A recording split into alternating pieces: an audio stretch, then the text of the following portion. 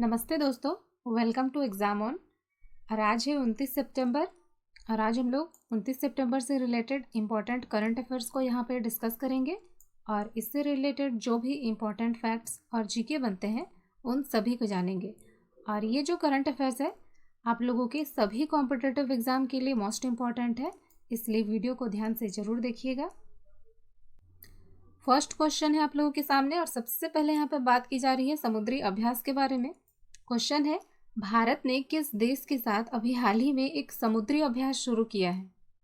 देखो आप लोगों के सामने जो ऑप्शंस हैं, भारत ने इन सभी देशों के साथ समुद्री अभ्यास किया है और अभी हाल ही में जो हुआ है वो जापान के साथ हुआ है, जिसका कि नाम है जीमेक्स, JIMEX।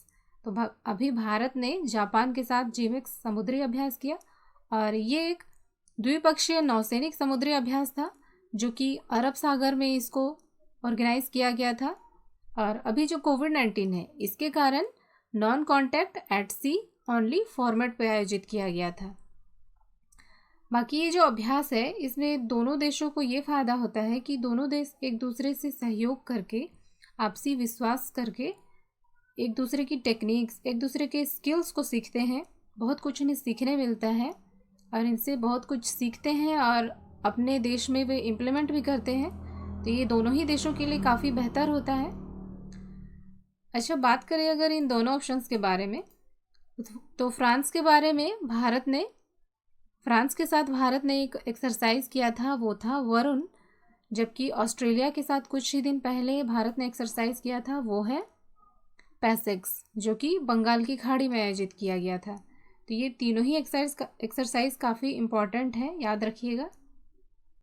नेक्स्ट है और इसमें हम लोग बात करेंगे फॉर्मूला 1 रेसिंग के बारे में। क्वेश्चन है, रूसी ग्रैंड प्रिक्स 2020 ये किसने जीती। देखो आप लोगों के सामने जो ऑप्शंस हैं सभी फॉर्मूला 1 के नंबर 1 रेसर हैं और ये जो रूसी ग्रैंड प्रिक्स है इसमें तीनों ही ने पार्टिसिपेट किया था और इसका जो विनर है वो है वॉल्टेरी बोटास। अच्छा, आप लोगों से ये क्वेश्चन पूछा जा सकता है कि ये किस देश से है और ये कौन सी गाड़ी ये ड्राइव करते हैं, किसके रेसर हैं। तो वॉल्टेरी बोटास जो है वे फिनलैंड से बिलोंग करते हैं और ये मर्सिडीज़ के रेसर हैं। और ये जो रूसी ग्रैंड प्रिक्स है इसको रूस के सोची ऑटोड्रोम में इसको आयोजित किया गया था। बाकी के जो दोनों ऑप्शंस हैं इन दोनों ही ने इसमें पार्टिसिपेट किया है और मैक्स वर्स्टेपन जो है इसमें सेकेंड रैंक हासिल किया है इन्होंने, जबकि लुइस हैमिल्टन ने थर्ड रैंक हासिल किया है। और इसी के साथ मैक्स वर्स्टेपन के बारे में ये भी जान लीजिए कि किस देश से हैं और किस गाड़ी के रेसर हैं। तो ये नीदरलैंड से बिलोंग करते हैं और ये रेडबुल के रेसर हैं। जबकि ये लुइस हैमिल्टन जो है ये ग्रेट ब्रिटेन से बिलोंग करते हैं और ये मर्सिडीज़ के रेसर हैं। वॉल्टेरी बोटास और लुइस हैमिल्टन ये दोनों ही मर्सिडीज़ के रेसर हैं।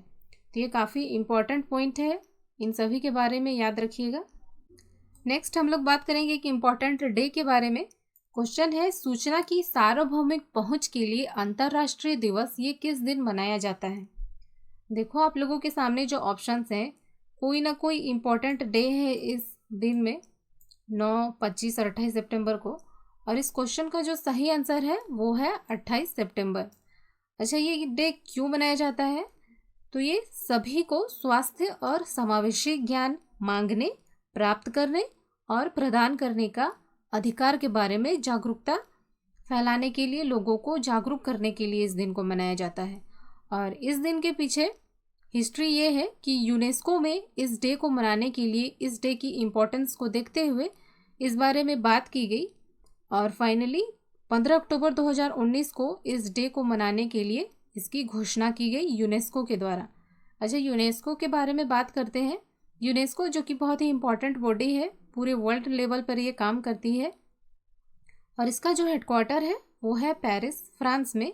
और इसके जो हेड हैं ऑद्रे एजोले और इसकी स्थापना की गई थी 1945 को।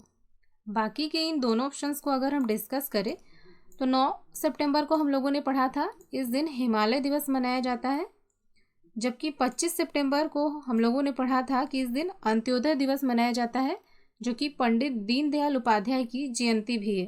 तो ये काफ़ी इम्पॉर्टेंट डे है, इन सभी को याद रखिएगा। नेक्स्ट इम्पॉर्टेंट क्वेश्चन है आप लोगों के सामने मुस्तफ़ा अदीब ने इस्तीफा दे दिया, वह किस देश के प्रधानमंत्री थे? देखो अभी हाल ही में इन्होंने इस्तीफा दे दिया और वे थे लेबनान के प्रधानमंत्री। अच्छा, लेबनान के बारे में आप लोगों को एक बात याद होगा कि लेबनान की जो राजधानी है बेरूत, वहाँ एक भीषण बम धमाका हुआ था कुछ ही दिन पहले, जिसमें कि बहुत सारे लोग मारे गए थे।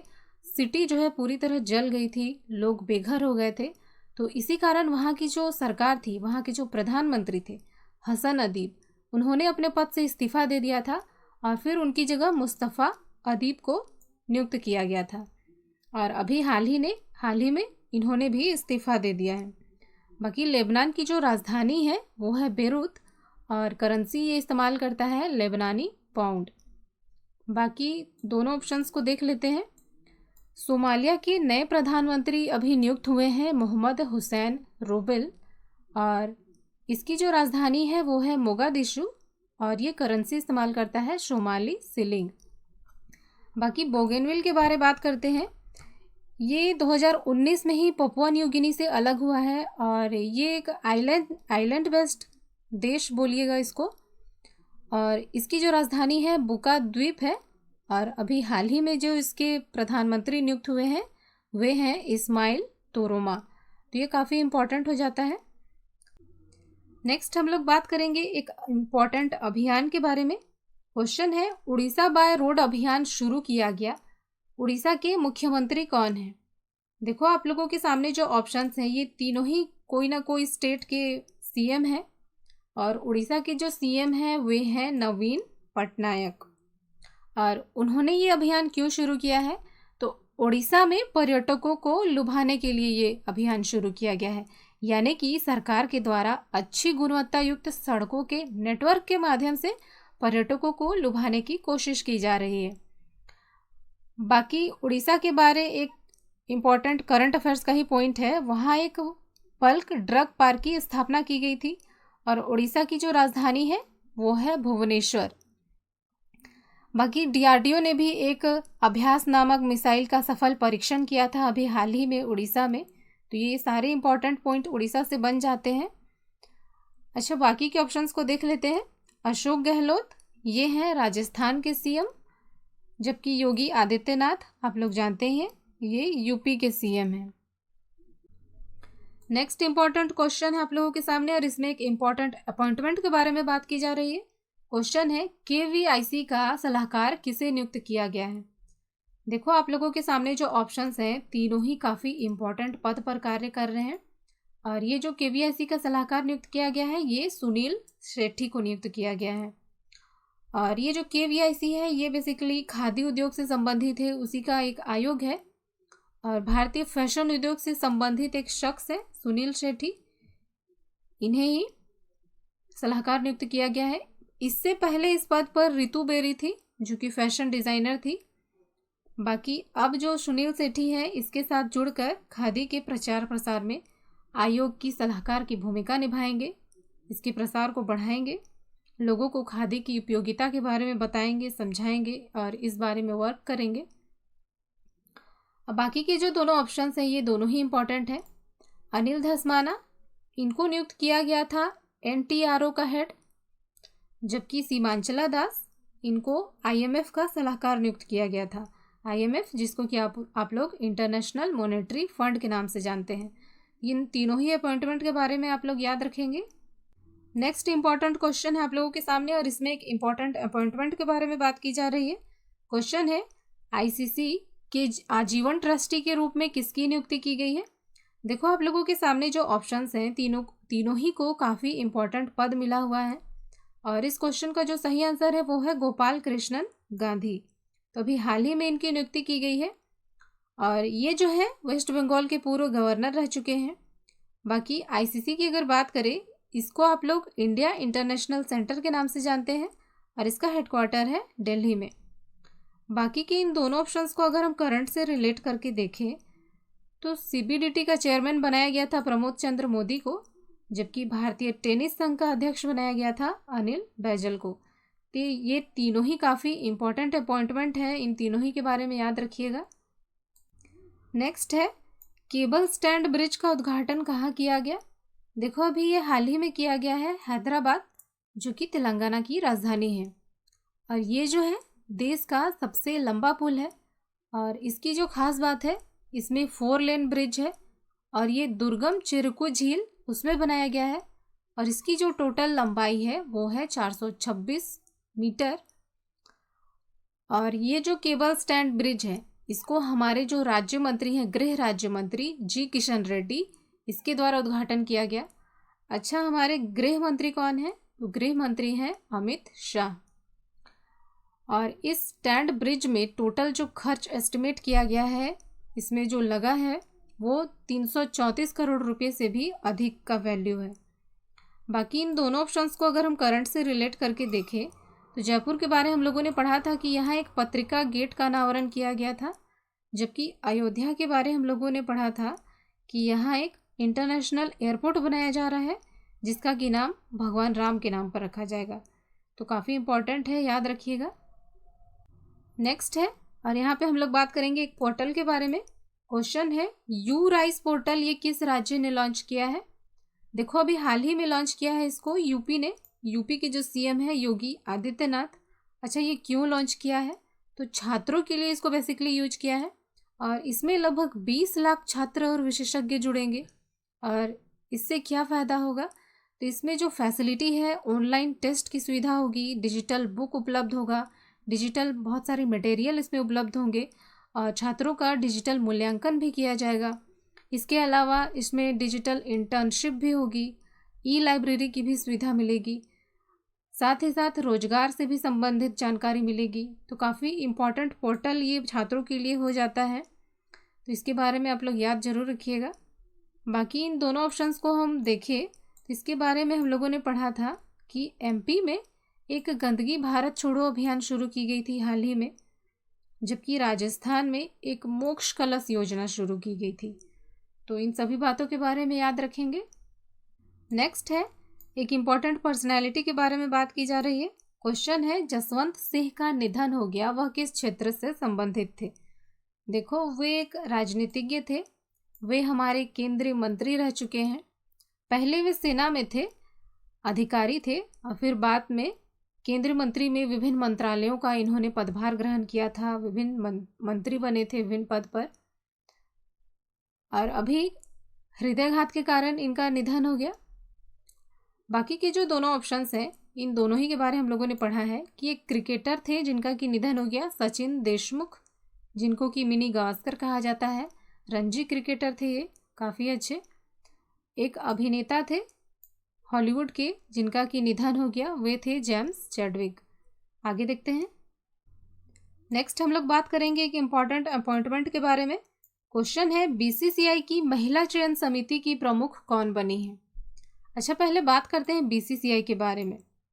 बीसीसीआई जिसके कि सीईओ हैं हेमांग अमीन और इसके जो अध्यक्ष हैं वे हैं सौरभ गांगुली और इसके जो सचिव हैं वे हैं जय शाह और इसका हेडक्वार्टर है मुंबई महाराष्ट्र में और इसकी स्थापना की गई थी 1928 में। बाकी ये जो क्वेश्चन है, बीसीसीआई की महिला चयन समिति की प्रमुख ये है नीतू डेविड। ये काफ़ी इम्पॉर्टेंट अपॉइंटमेंट है, तो इसके बारे में आप लोग याद रखिएगा। लास्ट इम्पॉर्टेंट क्वेश्चन है आप लोगों के सामने। एशियन डेवलपमेंट बैंक ने किस राज्य के लिए अभी हाल ही में $300 मिलियन लोन की मंजूरी दी है? देखो, अभी हाल ही में ये मंजूरी दी गई है राजस्थान के लिए और अब इस लोन का राजस्थान क्या करने वाला है, तो इससे राजस्थान की गवर्नमेंट जो है वहाँ स्वच्छता और पेयजल आपूर्ति, इसके लिए इस लोन को यूज़ किया जाएगा। इससे जो है वहाँ के 5.7 लाख लोग इससे लाभान्वित होंगे, इसका फ़ायदा उठाएंगे। बाकी राजस्थान के जो सीएम हैं वे हैं अशोक गहलोत और इसकी जो गवर्नर है वे हैं कलराज मिश्र। अच्छा, इन दोनों ऑप्शंस की अगर हम बात करें, राजस्थान के बारे में कुछ अगर एक्स्ट्रा फैक्ट हम लोग डिस्कस करें तो यहाँ एक थार मरुस्थल है, यहाँ प्रसिद्ध माउंट आबू है, प्लस दिलवाड़ा मंदिर भी है। ये काफ़ी इम्पॉर्टेंट पॉइंट बन जाता है आप लोगों के लिए राजस्थान से संबंधित। और इसकी जो सीमा है वो पाक के साथ भी लगती है।